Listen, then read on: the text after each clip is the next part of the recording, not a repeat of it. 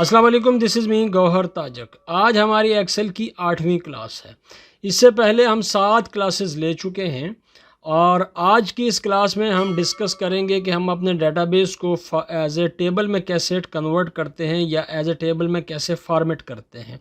Normally जब हम data inter करते हैं तो वो टेबल नहीं होता, हमें उसको अगर टेबल में कन्वर्ट करना है तो उसके लिए एक स्पेसिफ़िक तरीक़ाकार है और वो क्या है, ये है हमारा आज का सब्जेक्ट। ठीक है, हम टेबल में कैसे कन्वर्ट करेंगे, उसके बाद हमें टेबल में कन्वर्ट करने के बाद हमें हासिल क्या होगा, हमें फ़ायदे क्या होंगे, हम टेबल में क्यों कन्वर्ट करना चाहेंगे अपने डेटाबेस को। ठीक है, तो ये देखिएगा मेरे पास यहाँ पे कुछ मैंने डाटा यहाँ पे इंटर किया हुआ है। ठीक है, फ़िलहाल जैसा मैंने आपको बताया कि ये टेबल नहीं है, तो सबसे पहले टेबल में कन्वर्ट करने के लिए हमें इस पूरे के पूरे डेटाबेस को सेलेक्ट करना पड़ता है। सिलेक्शन का तरीक़ाकार क्या है कि जहाँ पे आपका कर्सर पड़ा हुआ है यहीं पे आप शिफ्ट को प्रेस करें और जो आपकी राइट एरो की है, जहाँ पे आपने राइट की तरफ जाना है, इसको और कंट्रोल को साथ प्रेस करते हुए आप कंट्रोल शिफ्ट और राइट एरो की को प्रेस करें तो आप राइट साइड की तरफ चले जाएंगे। आप कंट्रोल शिफ्ट और डाउन एरो की को प्रेस करेंगे तो आपका टोटल डेटाबेस जो है ये सेलेक्ट हो जाएगा। ठीक है, सिलेक्शन के लिए आपने क्या करना है, कंट्रोल शिफ्ट राइट एरो की और फिर डाउन एरो की, तो टोटल डेटाबेस आपका एक ही साथ सेलेक्ट हो जाता है।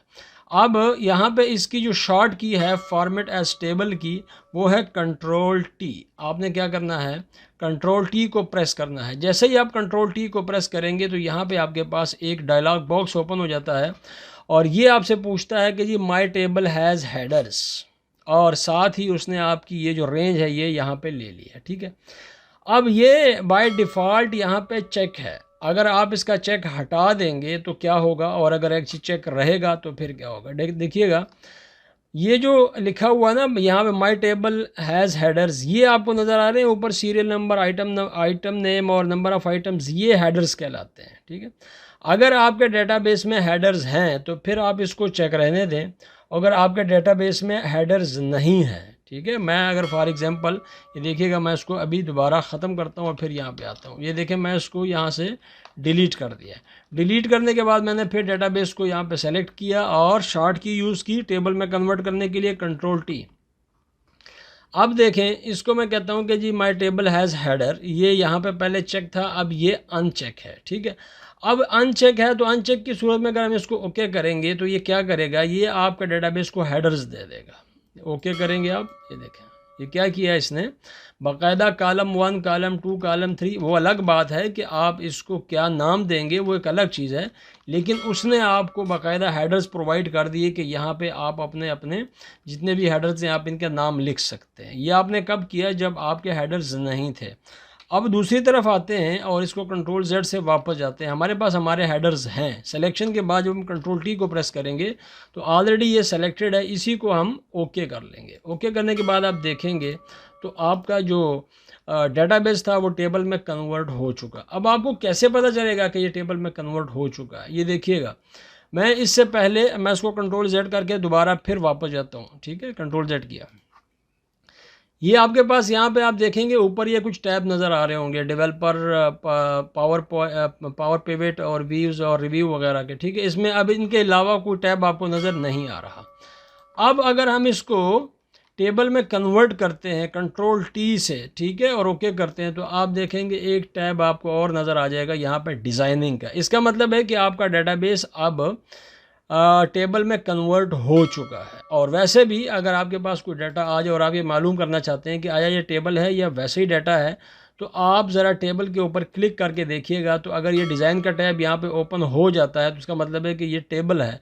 देखिए, मैं जब इससे बाहर आता हूँ तो ये डिज़ाइन का टैब यहाँ से गायब हो जाता है। ठीक है, जब मैं इस पर क्लिक करूँगा तो ये डिज़ाइन का टैब यहाँ पर एक्टिव हो जाएगा। इसका मतलब है कि ये ऑलरेडी हमारे पास एक टेबल मौजूद है, हमने अपने इस डेटाबेस को टेबल में कन्वर्ट कर लिया है।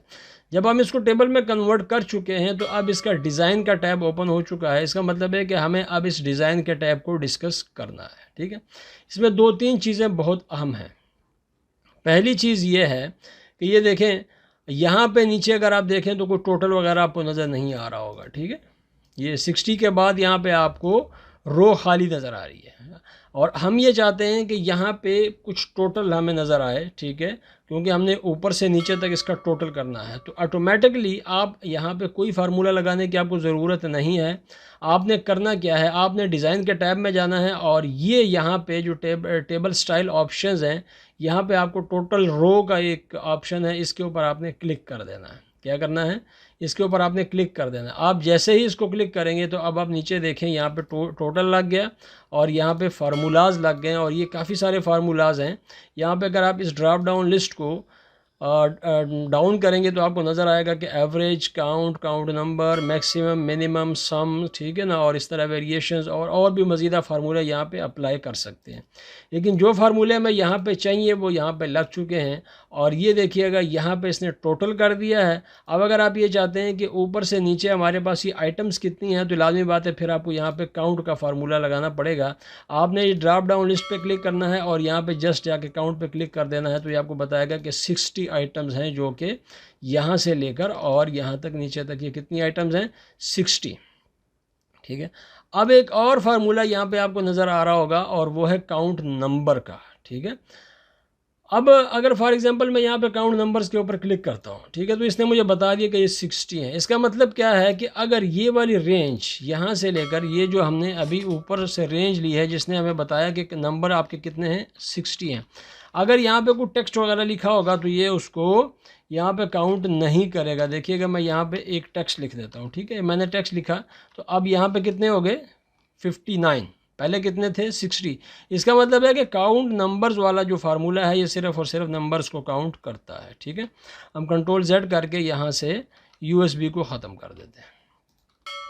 एक और फार्मूला जो आपको यहाँ पे नज़र आ रहा होगा मैक्स और मिनिमम का। मैक्स का मतलब क्या है, मैक्सिमम, और मिन का मतलब क्या है, मिनिमम। इसका मतलब यह है कि ये जो आपकी रेंज है यहाँ से लेकर यहाँ तक, इसमें मैक्सिमम वैल्यू या मिनिमम वैल्यू कितनी है, कौन सी है, ठीक है, या कितनी है। अगर आप यहाँ पे मैक्स पे क्लिक कर देंगे तो ये आपको बताएगा कि 9,60,000 जो है ये आपकी मैक्सिमम वैल्यू है। सबसे बड़ी वैल्यू यहाँ पे इस रेंज के अंदर जो मौजूद है, इस रेंज में वो कितनी है, 9,60,000 रुपया, ठीक है।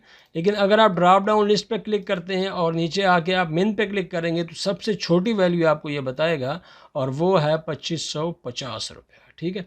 अब देखें यहाँ पे मैंने जब मैक्सिमम किया था तो उसने मुझे बताया था 9,60,000। इसका मतलब है 9,60,000 से बड़ी कोई वैल्यू यहाँ पे मौजूद नहीं है।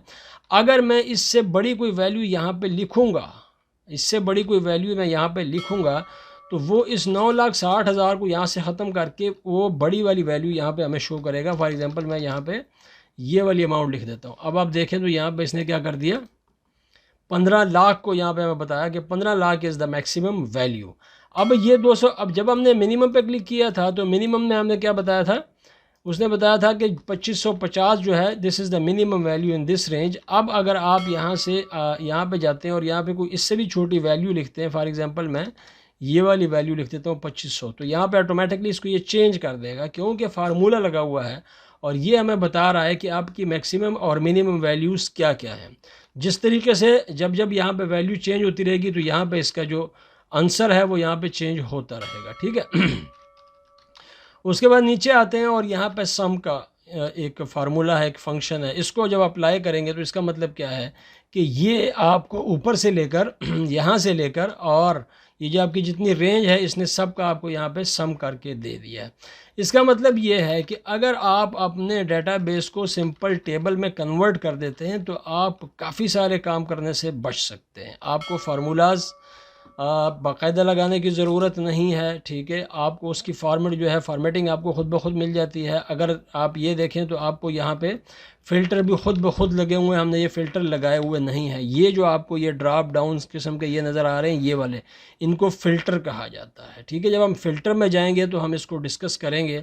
और दूसरी बात ये होती है कि टेबल का एक और आपको फ़ायदा क्या होता है, नॉर्मल डेटाबेस में अगर हम अपने डाटा को फ़िल्टर करते हैं तो ये जो नीचे वाला टोटल रो है ये हमें नज़र नहीं आ रहा होता अगर हमने सिंपल सम का फंक्शन लगाया हुआ हो। लेकिन टेबल में क्या है, अगर फॉर एग्जांपल मैं यहाँ से फ़िल्टर करता हूँ किसी भी डाटा को, मैंने यहाँ पर कैमरा सेलेक्ट किया तो देखिएगा यहाँ पे इसने बताया कि आपने जो सिलेक्शन की है इनके तादाद 12 है और यहाँ पे इसकी यहाँ पे मिनिमम वैल्यू जो है वो 2500 है, और यहाँ पे टोटल ये बन रहा है और इसका टोटल ये बन रहा है। ठीक है, अब अगर यहाँ से मैं कोई और आइटम यहाँ पे सेलेक्ट करूँगा तो आप देखेंगे तो उसका टोटल यहाँ पे चेंज हो जाएगा। ये देखें अब 6 है, और ये और ये और ये सारे के सारे फार्मूलाज जो हैं वो ऑटोमेटिकली चेंज होते रहेंगे जैसे जैसे हम अपने डाटा को फ़िल्टर करते रहेंगे।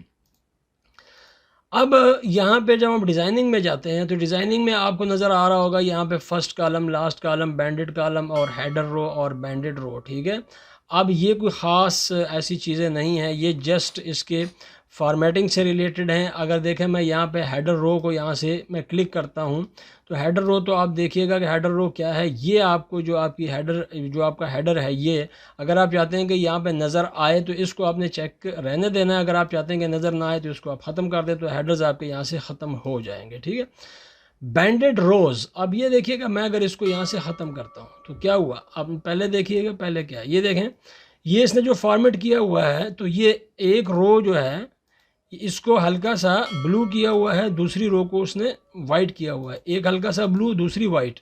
ये बैंडेड रोज़ हैं जो कलर्स हैं। अगर हम इसको यहाँ से ख़त्म करेंगे तो ये सारा कुछ वाइट हो जाएगा। ठीक है, बाय डिफ़ॉल्ट कुछ चीज़ें बहुत अच्छी हैं, आप उसको वैसे ही रहने दें।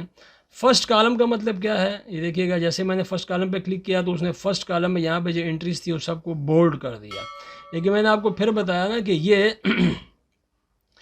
रिलेट करता है कि आप उसका फॉर्मेट कौन सा सेलेक्ट करते हैं। अब देखें यहाँ पे जब हमने डिज़ाइन में आए हैं, ठीक है, तो डिज़ाइन में आने के बाद यहाँ पे आपको कुछ स्टाइल्स भी मिलेंगे। ये क्विक स्टाइल्स यहाँ पे ये देखिएगा, ये काफ़ी सारे स्टाइल्स हैं।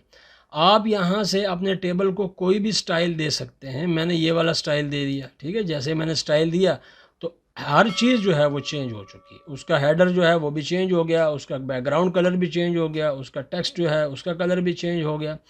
तो ये इसके क्विक स्टाइल्स हैं जो आप यहाँ से चेंज कर सकते हैं। ठीक है, अच्छा, अब एक अहम चीज़ यहाँ पे होती है और जिसको अक्सर हम डैशबोर्ड के अंदर इस्तेमाल करते हैं, दैट इज़ कॉल्ड स्लाइसर। ठीक है, स्लाइसर क्या चीज़ है, ये भी एक फ़िल्टर की किस्म है। फ़िल्टर ही है, डाटा को फ़िल्टर करता है, लेकिन इसका नाम स्लाइसर है और स्लाइस से निकला हुआ है। यहाँ पे आप देखें तो आपको बिल्कुल लेफ़्ट साइड पे टूल्स में आपको मिलेगा स्लाइसर।